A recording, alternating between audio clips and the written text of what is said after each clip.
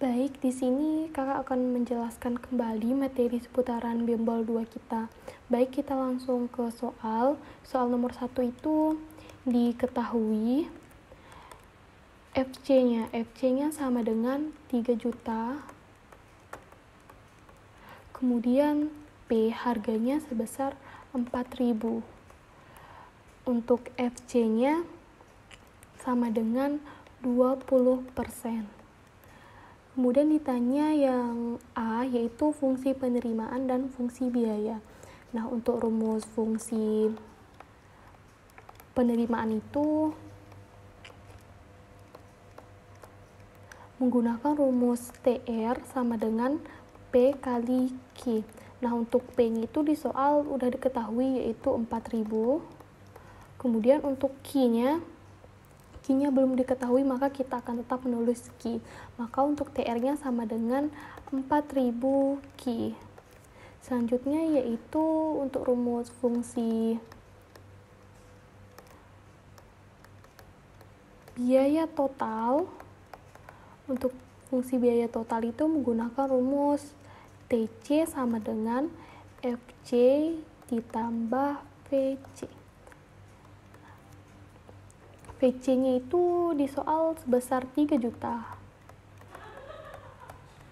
Ditambah VC-nya kita akan mencari 20% dari 4.000. 20% dari 4.000 yaitu 800 Q.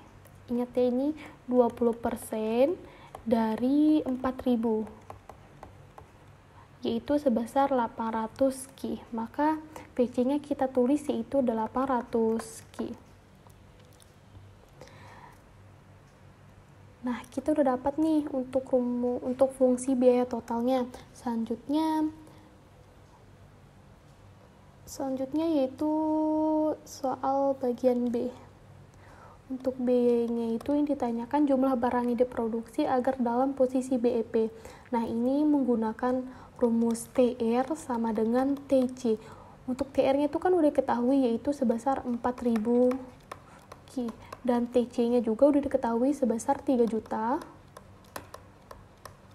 ditambah 800 Q.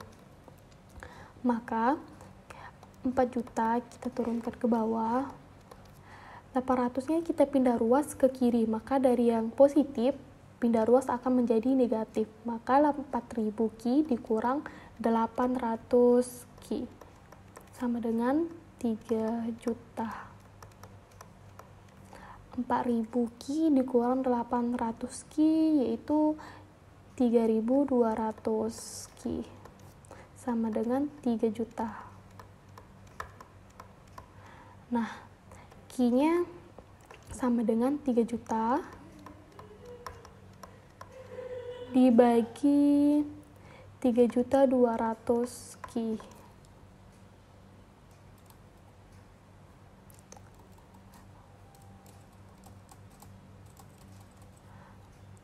Maka Q-nya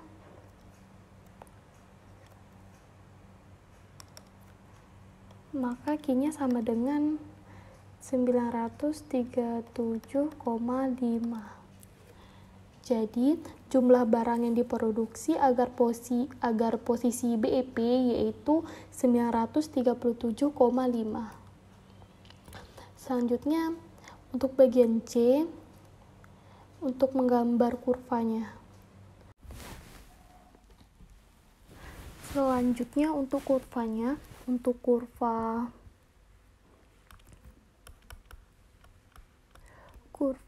TR sama dengan TC.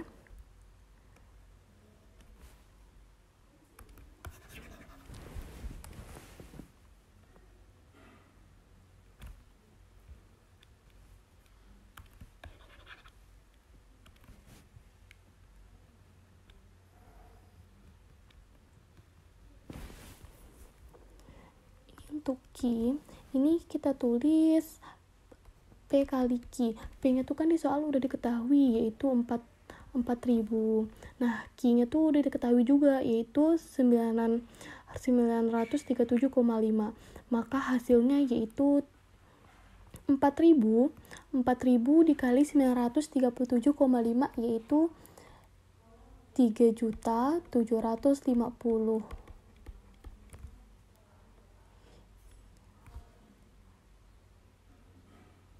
Dan sininya itu Q-nya, Q kan udah diketahui yaitu 937,5. Selanjutnya yang di soal juga diketahui yaitu FC-nya. FC-nya sebesar 3 juta. Nah, 3 jutanya tuh 3 jutanya kita tulis di sini. Bawah, kemudian kita tarik. Dapatlah kita FC-nya. FC-nya sama dengan 3 juta. Kemudian untuk T yang diketahui juga di soal yaitu TR-nya. Nah, TR-nya kita tarik dari bawah.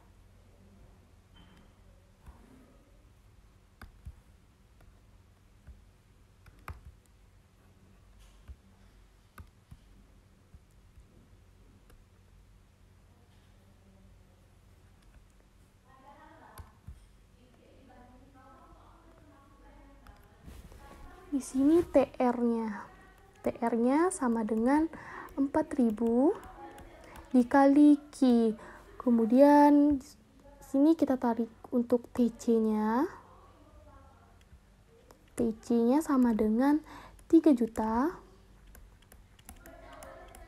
ditambah 800 Q. Kemudian kita tulis untuk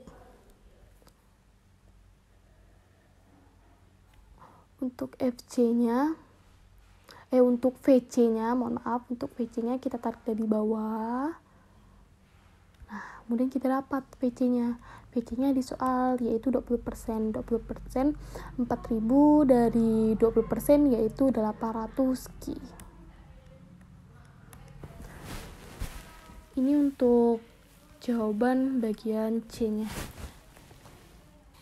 Kita lanjut untuk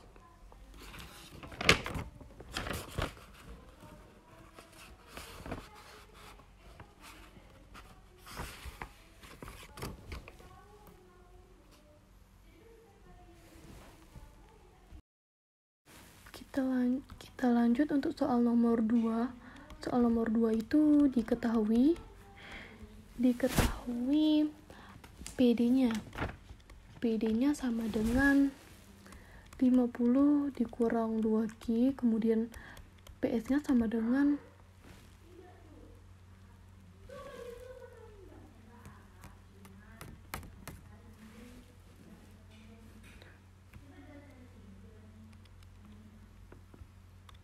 kemudian PS-nya itu sama dengan 30 ditambah 2Q. Nah, untuk T-nya sama dengan 10 per unit. Pertama-tama kita harus mengetahui fungsi permintaan sebelum dan sesudah. Untuk fungsi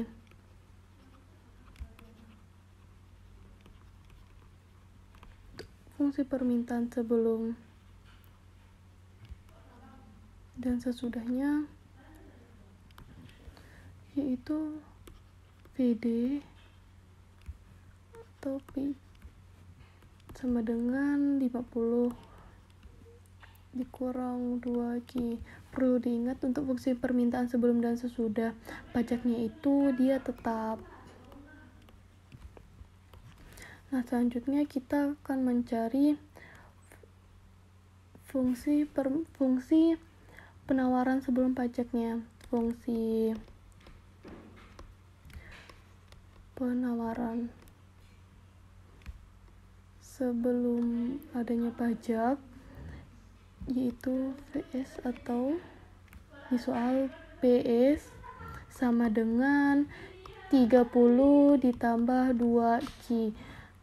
Kemudian untuk fungsi penawaran sesudah adanya pajak yaitu VST. Soal itu kan P, jadi kita menyesuaikan, kita menggunakan PST. PST-nya itu sama dengan 30 ditambah 2Q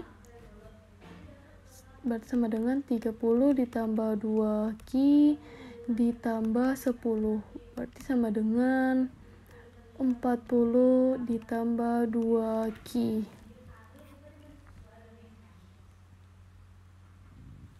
Nah, kita udah dapat nih untuk fungsi permintaan sebelum dan sesudah pajaknya, kemudian fungsi penawaran sebelum pajaknya, dan fungsi penawaran setelah pajaknya.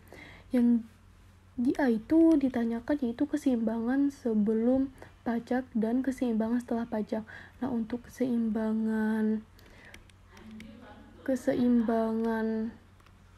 sebelum pajak itu kita menggunakan rumus PD sama dengan PS. PD-nya itu diketahui yaitu 50 dikurang 2Q sama dengan PS-nya yaitu 30 ditambah 2Q.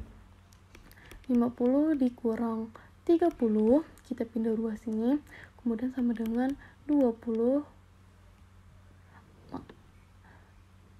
sama dengan, ini 2Q ditambah 2Q. Nah, 50 dikurang 30 yaitu 20 sama dengan 2Q ditambah 2Q yaitu 4Q. Nah, maka Q-nya sama dengan 20 dibagi 4 yaitu 5. Ini untuk keseimbangan sebelum pajaknya. Kemudian kita substitusi Q-nya ini ke PS dan PD.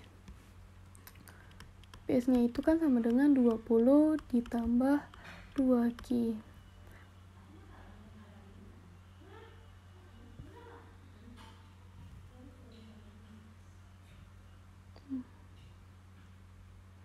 Mohon maaf, ini PS-nya itu 30 ditambah 2Q berarti sama dengan 30 ditambah 2, Q-nya yaitu 5 sama dengan 30 ditambah 10 sama dengan 40. Ini untuk substitusi Q ke PS. Kemudian kita cari PD-nya. PD-nya sama dengan 50 dikurang 2Q. Berarti sama dengan 50 dikurang 2, Q-nya yaitu 5. Berarti sama dengan 50 dikurang 10 sama dengan 40. Nah, jadi ini keseimbangannya sama ya untuk sebelum adanya pajak, yaitu 40. Next, yaitu kita mencari keseimbangan setelah adanya pajak. Nah, untuk setelah adanya pajak itu kita menggunakan rumus PD sama dengan PST. Nah, untuk PD-nya itu kan 50 dikurang 2Q dan PST-nya itu 40 ditambah 2Q. Kenapa 40? Kita menyesuaikan yang ditanyakannya itu setelah adanya pajak, jadi kita menggunakan 40. Selanjutnya 50 ini kita kurang 40 karena 40 ini dipindah ruas ke sini. Berarti sama dengan 2Q ditambah 2Q. Dia ini 50 dikurang 40 yaitu 10 sama dengan 4Q. Nah, berarti Q-nya itu sama dengan 10 dibagi 4 yaitu 2,5. Selanjutnya kita substitusi Q-nya ke PD dan PST. Nah, PD-nya itu 50, PD-nya sama dengan 50 dikurang 2Q sama dengan 50 dikurang 2, 2,5. Berarti sama dengan 50 dikurang 2 kali 2,5 yaitu 5. Maka 50 dikurang 5 yaitu 45. Kemudian untuk PST-nya sama dengan 40 ditambah 2Q. Berarti sama dengan 40 ditambah 2Q, 2,5 sama dengan 40 ditambah 2 dikali 2,5 yaitu 5. Berarti 40 ditambah 5 sama dengan 45.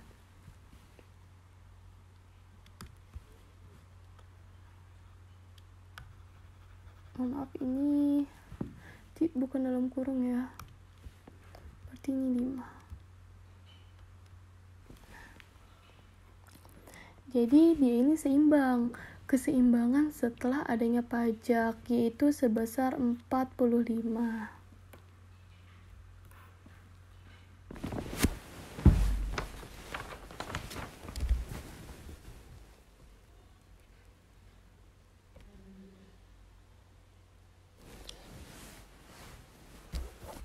Kita lanjut untuk mencari yang B.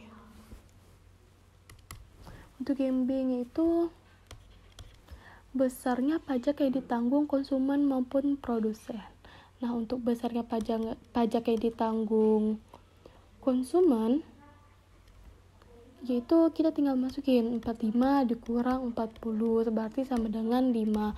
Ini untuk konsumen. Kemudian untuk produsennya yaitu 10 dikurang 5, berarti sama dengan 5. Dan untuk C-nya, kita diperintahkan untuk menggambarkan kurva. Untuk kurva ini cukup simple. Kita gambarkan kurvanya. Ini untuk Q, ini untuk harganya yaitu P. Nah, saat harganya 45, kuantitasnya yaitu sebesar 2,5. Dan saat harganya 40, kuantitasnya yaitu 5.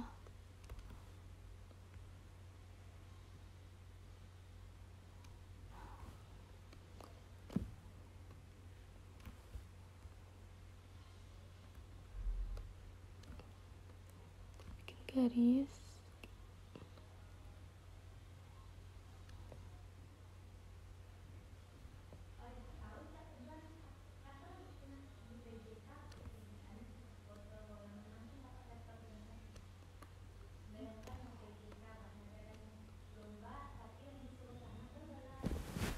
Kurang lebih seperti ini. Mohon maaf kalau kurvanya agak mereng.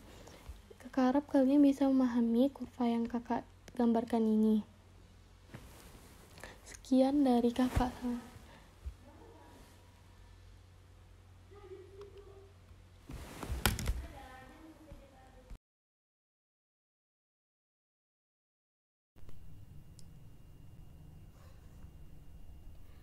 Baik, kakak akan menjelaskan soal dari pengantar mikro, yaitu seorang konsumen membeli bakso dan mie ayam dan nilai guna total dari masing-masing porsi tersebut ditunjukkan dalam tabel di bawah, yaitu ada bakso jumlah 1, 2, 3, 4, nilai guna total ada 260, 450, 620, dan 770. Dan ada mie ayam, ada jumlah 1, 2, 3, 4, nilai guna total ada 380, 650, 850, dan 980. Tentukan A. Nilai guna marginal dari memakan bakso dan mie ayam. B. Tuliskan grafik nilai guna total dan marginalnya.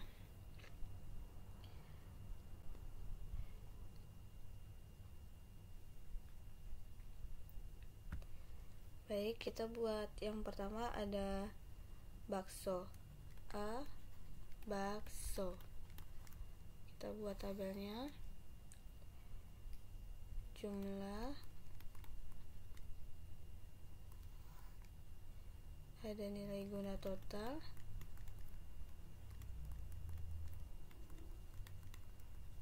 atau TU, nilai guna marginal,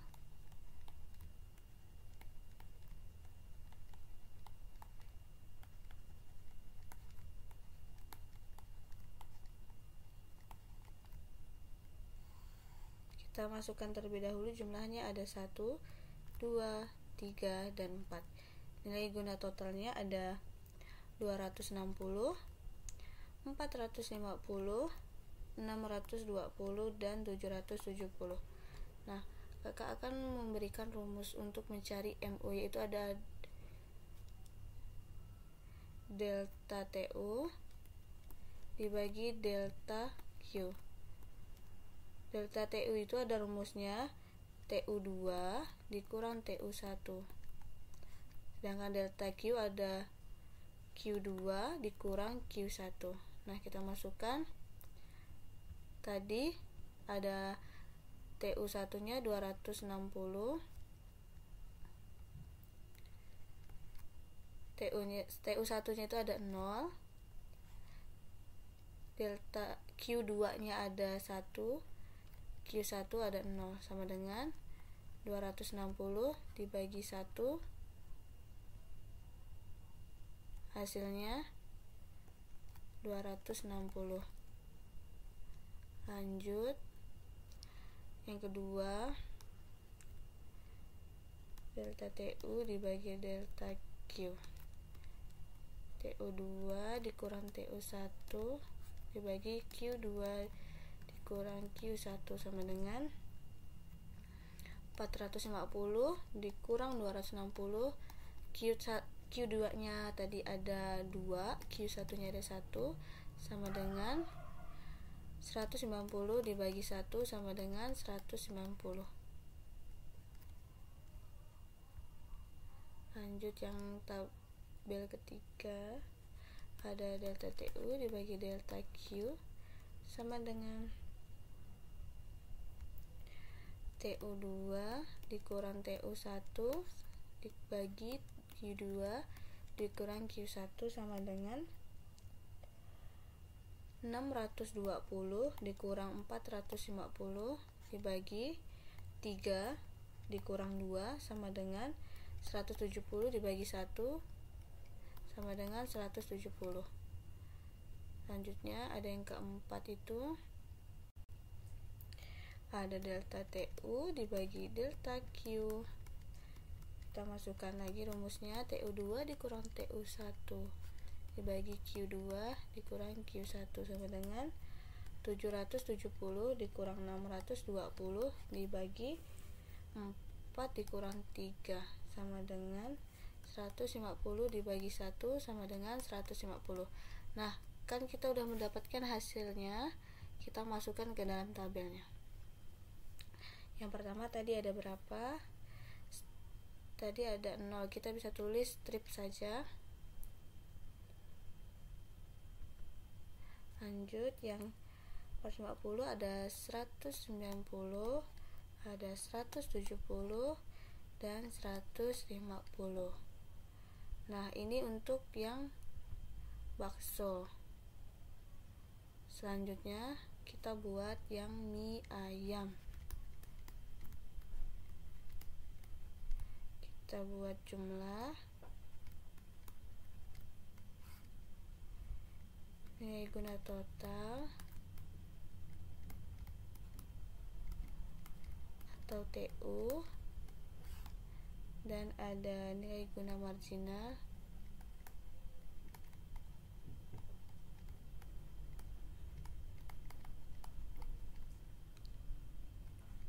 MU delta TU dibagi delta Q.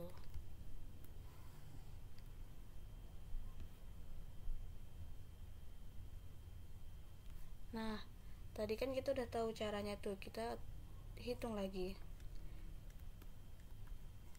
Nanti kawan-kawan bisa hitung sendiri ya. Nah, kita tinggal masukkan, ada TU nya 380, 650, 850, 980, dan MU nya ada strip 270, 200, dan 130. Nah, kita udah mendapatkan untuk jawaban yang A. Selanjutnya kita buat jawaban yang B, yaitu membuat kurva. Yang pertama, kurva nilai guna total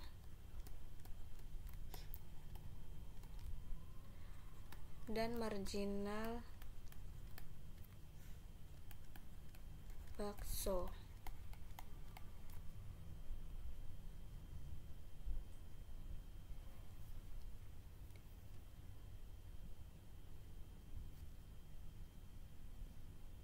Kita buat dulu 800, 600, 400, 200, dan 0. Di sini kita tulis 1, 2, 3, dan 4. Nah, karena tadi kita sudah ketemu, TU-nya ada 260 di sini. Lalu ada 450. Lalu ada 620 dan 770. Kita tarik garisnya. Nah, ini yang dinamakan TU atau total utility. Utility bakso. Selanjutnya kita buat yang MU atau marginal utility. Kita buat di bawah sini.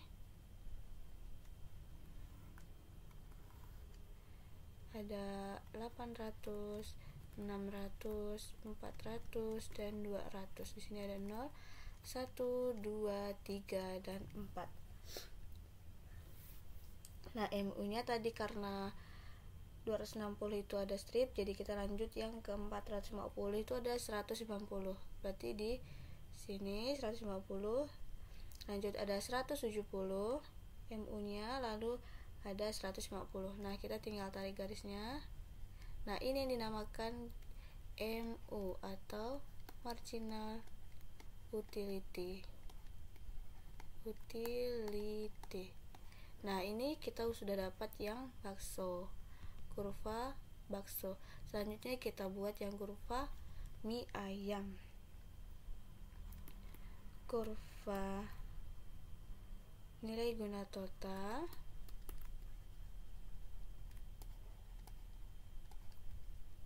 dan marginal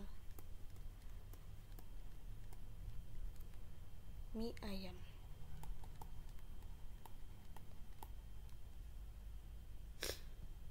Lanjut kita buat kurvanya.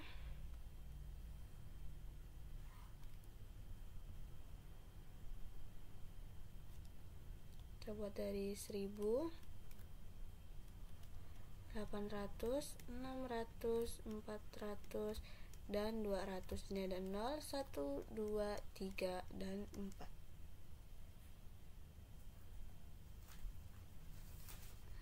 Nah, tadi TU-nya ada 380, 650, 850, dan 980. Kita tarik garisnya.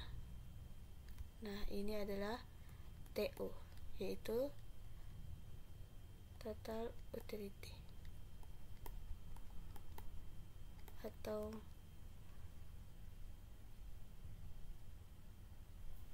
nilai guna total. Selanjutnya kita buat yang MU atau marginal utility.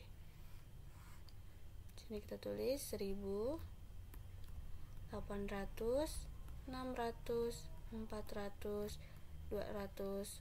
Di sini 0, 1, 2, 3, 4.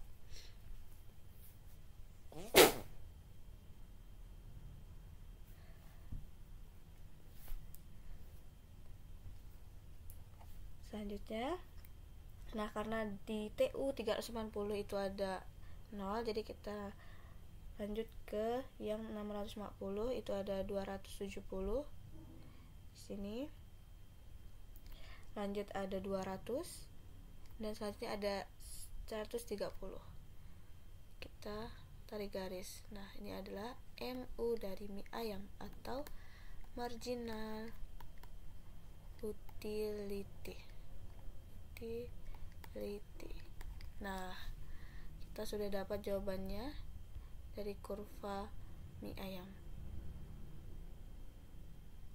Mungkin sekian jawaban dari pengantar mikro dari kakak. Terima kasih. Wassalamualaikum warahmatullahi wabarakatuh.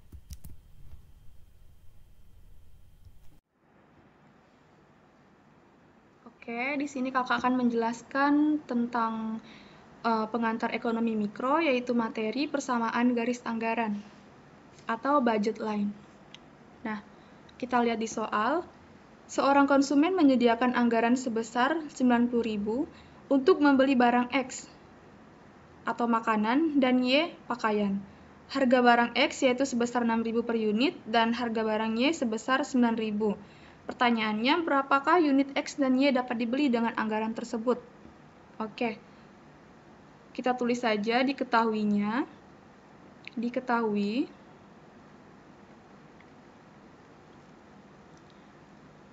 anggaran.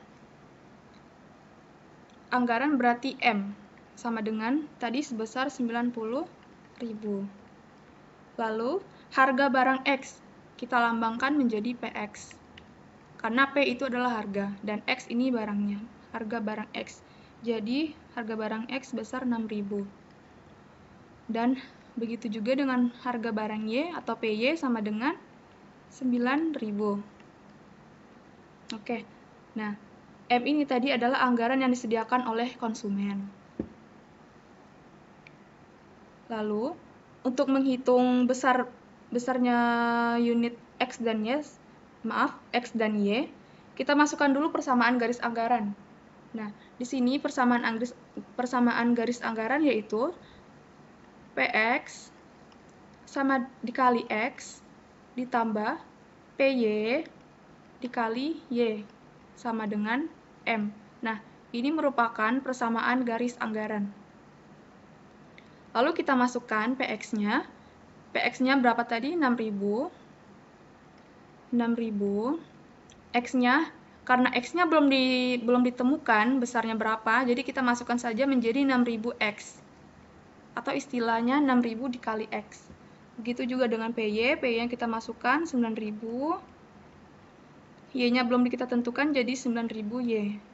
Nah, M-nya tadi sebesar 90.000. Oke. Lalu kita turunkan 9.000Y. 9.000Y sama dengan 90.000 kita turunkan. Nah, ini 6.000X-nya kita pindah ruas ke sebelah kanan.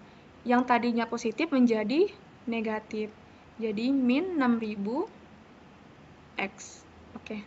Nah, kita udah dapat nih. Lalu kita bagi. Kita sama-sama bagi 9.000. 90.000 dibagi 9.000, 6.000 dibagi 9.000. Begitu juga dengan ini, 9.000 dibagi 9.000. Nah, jadi 9.000 dibagi 9.000 totalnya kan 1. Nah, kita tulis saja di sini 1 karena Y itu sama dengan 1. Oke, 90.000 dibagi 9.000 hasilnya 10. Min. Nah, karena 6.000 dibagi 9.000 tidak bisa, jadi kita sederhanakan. 6.000 per 9.000 kita sederhanakan sama-sama bagi 3.000. Hasilnya 2 per 3. Kita turunkan, kita masukkan jadi 2 per 3X. Oke, kita udah dapat nih besarnya Y 10 sama dengan 10 min 2 per 3X. Lalu kita masukkan ke dalam tabel. Nah, di sini tabel untuk X. Nah, di sini kita masukkan Y-nya 10 min 2 per 3. Maaf. 2 per 3X. Tabel lagi. Nah, ini kita masukkan persamaan tadi, persamaan PX dikali X ditambah PY dikali Y sama dengan M. Oke.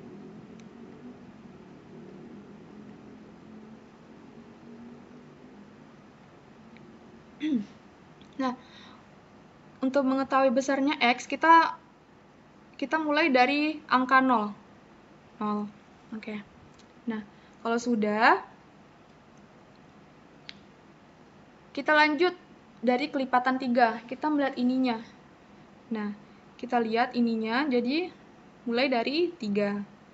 Setelah 3, 6. Setelah 6, 9. Setelah itu 12. Dan coba kita dulu sampai 15 dulu, terlebih dahulu. Kita coba. Oke. Nah, untuk Y-nya kita mulai dari angka 10. Ini dimulai dari kelipatan 2. Nah, jadi 10 kelipatan 2-nya jadi 8, 6, 4, 2, 0. Nah, dia harus sampai di titik 0. Harus sampai habis 0. Oke. Karena kita sudah menemukan ini, kita melihat ininya dari sininya kita melihat.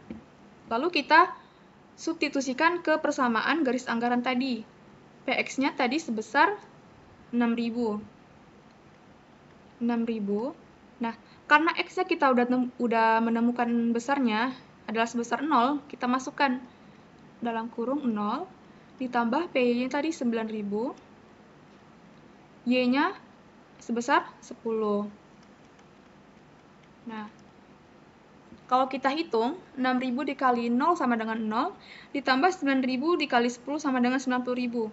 Nah, hasilnya adalah 90.000. Sama, totalnya 90.000. Oke. Begitu juga dengan ini, kita masukkan 6.000 dikali 3, ditambah 9.000 dikali 8. Sama dengan, hasilnya juga sama. Kalian bisa hitung, hasilnya tetap 90.000. Karena di soal ditanyakan, berapa unit X dan Y dapat dibeli dengan anggaran sebesar 90.000. Nah, anggaran 90.000 ini anggaran dari konsumen tadi. Berapakah besar X dan Y yang dapat ditentukan jika konsumen memiliki anggaran sebesar 90.000. Ini kita juga menyesuaikan 6.000 dikali 6 ditambah 9.000 dikali 6 sama dengan hasilnya tetap 90.000. 6.000 dikali 9 ditambah 9.000 dikali 4 sama dengan 90.000. 6.000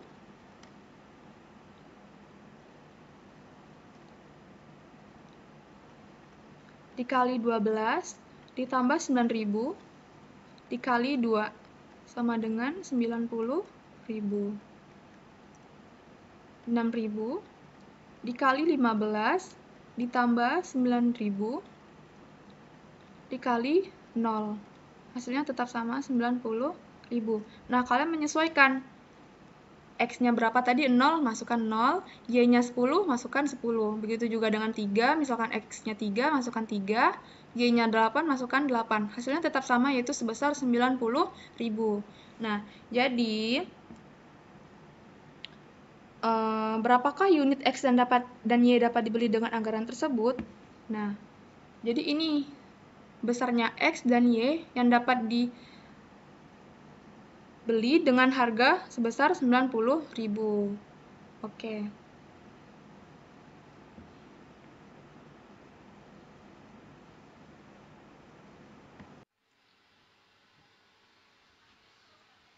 Baik, di sini kakak akan menjelaskan tentang pendapatan nasional 3 sektor.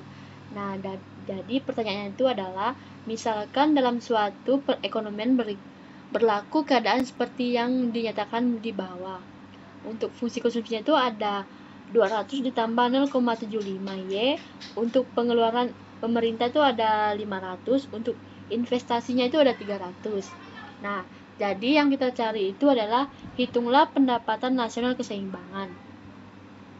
Jadi kita masukkan dulu rumusnya, C ditambah I ditambah G. Terus kita masukin C-nya ada 200 ditambah 0,75 Y ditambah I-nya ada 300. Untuk G-nya ada 500. Lanjut ke bawah. 200 ditambah I. I-nya tadi ada 300. Terus ditambah G. G-nya ada 500. Nah, jadi Y sama dengan 0,75. Kenapa berpindah ruas? Karena mereka ini ada sama. Jadi 1000 jadi 0,25Y sama dengan 1000 dibagi 0,25, yaitu 4.000. Nah, 4.000 ini adalah pendapatan nasional.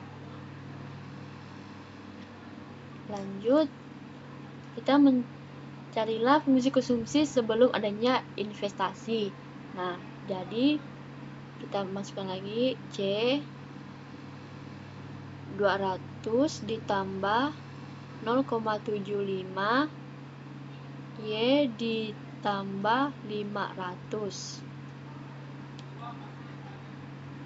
200 ditambah 500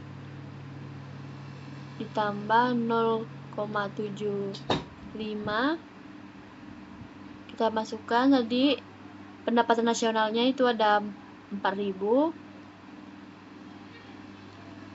Nah, jadi ke bawah 200 ditambah 500 adalah 700.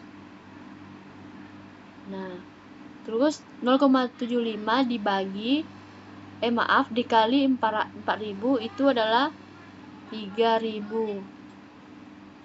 Nah, jadi untuk fungsi konsumsinya itu adalah 700 ditambah 3.000 adalah 3.700. Inilah hasil dari fungsi konsumsi. Sekian dari kakak, terima kasih.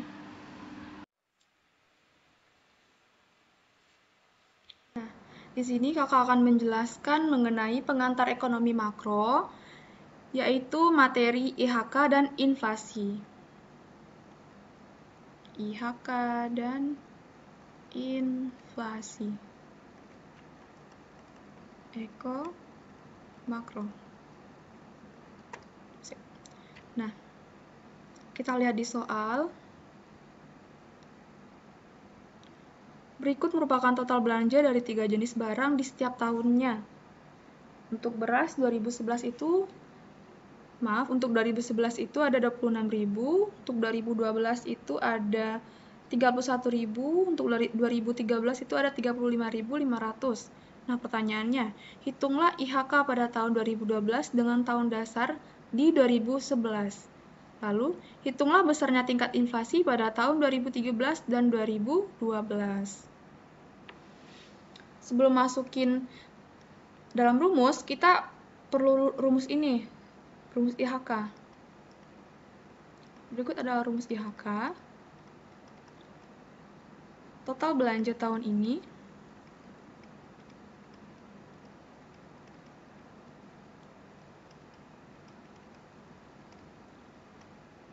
dibagi total belanja tahun dasar dikali 100%. Nah. Lalu rumus tingkat inflasi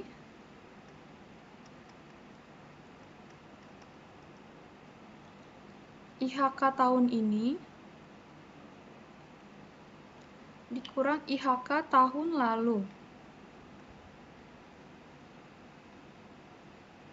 per IHK tahun lalu dikali 100%. Nah, ini merupakan rumus IHK total belanja tahun ini dibagi total belanja tahun dasar dikali 100, sedangkan inflasi IHK tahun ini dikurang IHK tahun lalu dibagi IHK tahun lalu per dikali 100. Nah, langsung kita jawab.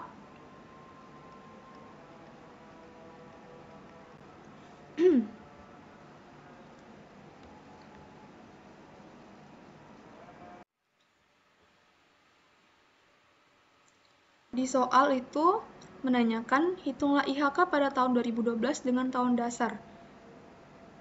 Oke, kita diketahui. Untuk menghitung IHK kan kita harus mengetahui apa dulu? Total belanja tahun ini sama tahun dasarnya.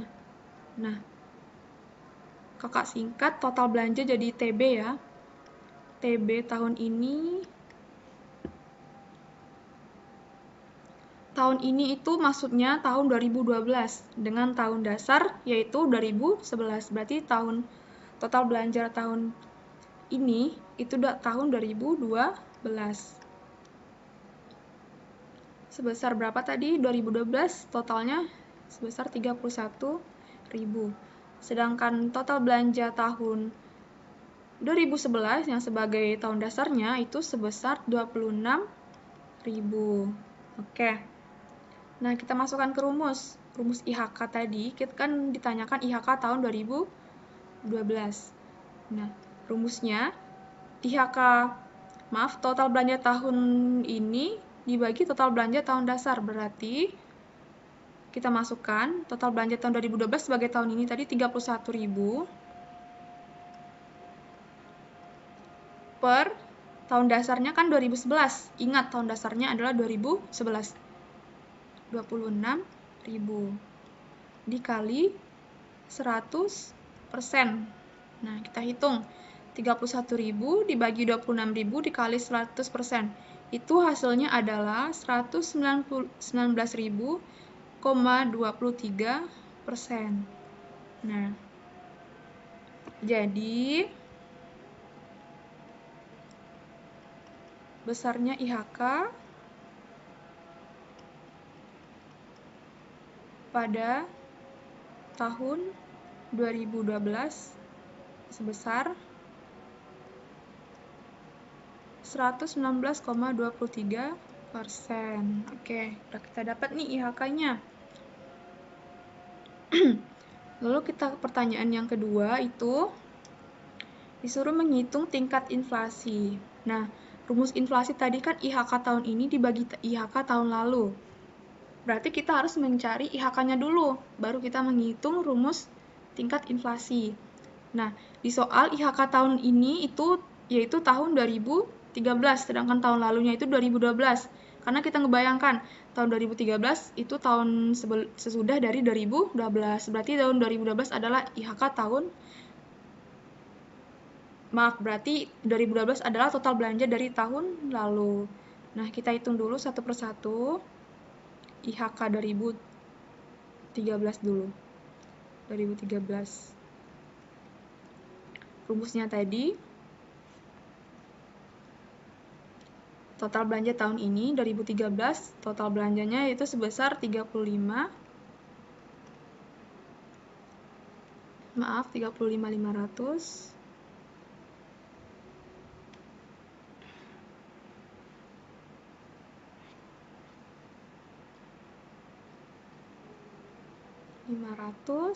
per dibagi total belanja tahun dasar. Nah, seperti yang di soal tadi, tahun dasarnya kan sudah diketahui yaitu dari tahun dasar di 2011. Berarti kita tetap menggunakan tahun 2011, bukan 2012, tetapi 2011 karena tahun dasar yang digunakan. Tahun dasarnya itu sebesar 26.000 dikali 100%. Kita hitung. 3.500 dibagi 26.000 dikali 100. Nah, hasilnya 136,53.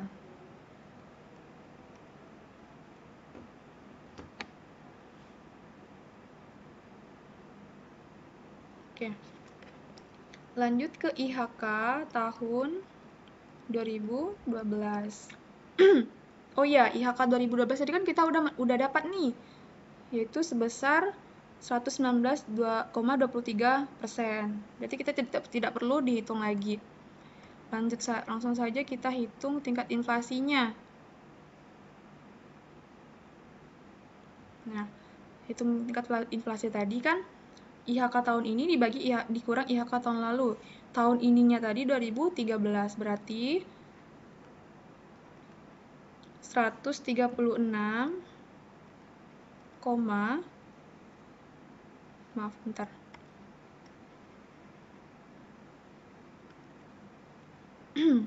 inflasi berarti 136,53%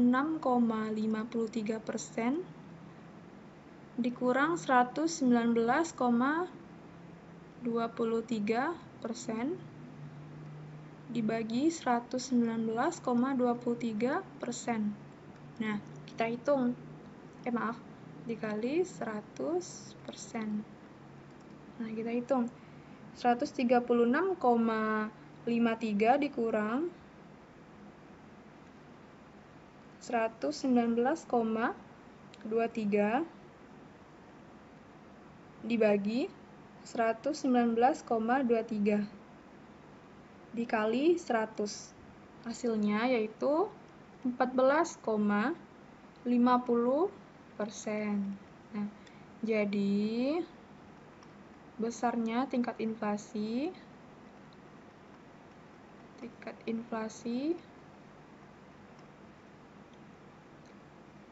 pada tahun 2013 dan 2012 adalah sebesar 14,50%. Oke.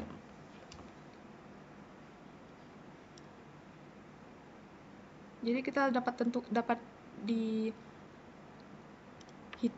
besarnya inflasi yaitu sebesar 14,50%.